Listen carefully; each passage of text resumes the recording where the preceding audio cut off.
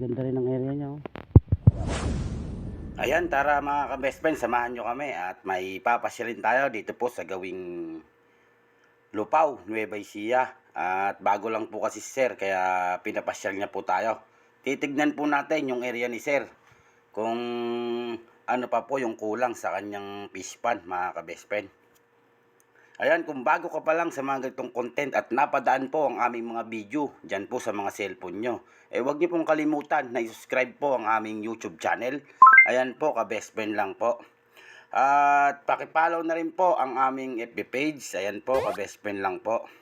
Ayan, maraming salamat na po agad mga ka-best friend sa pagsuporta at sa mga susuporta pa. Thank you na po agad ng marami mga ka-best friend.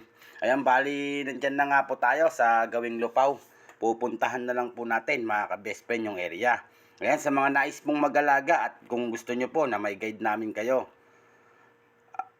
mag-PM lang po kayo sa akin mga ka-best friend. At i-guide po namin kayo hanggang sa kayo po ay makaharvest. At sa grow out naman po ninyo mga ka-best friend, wala rin pong problema. Kami rin po ang kukuha sa grow out ninyo.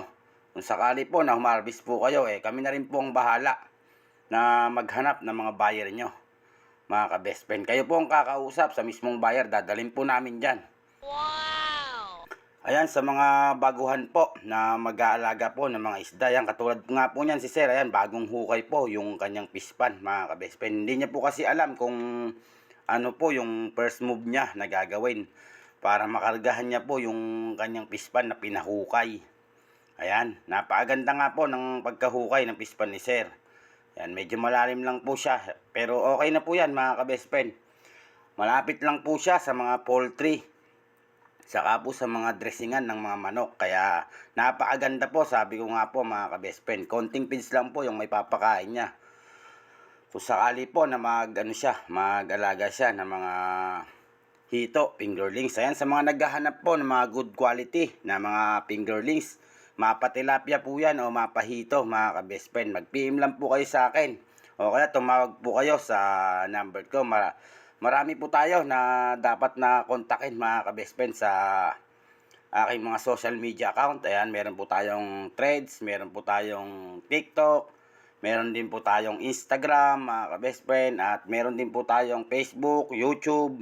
Ayan, kahit saan po dyan, mag-reply po ako sa inyo mga ka-best friend. Kung sakali po na hindi ko kayo ma-replyan ng basta-basta mga ka-best friend, mag-PM po kayo sa number ko.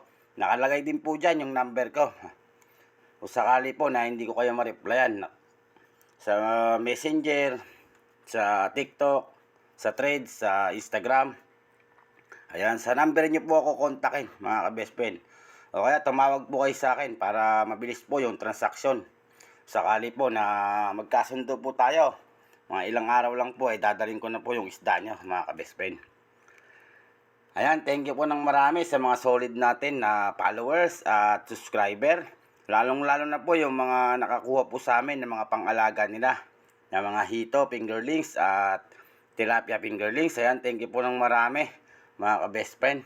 Ayan, sa isang araw po, i-upload ko po yung dinalan po natin dyan sa Concepcion Tarlac ng pang-alaga niya na hito, fingerlings. Ayan, at yun lang, salamat and God bless. Ingat po tayo sa araw-araw. Thank you.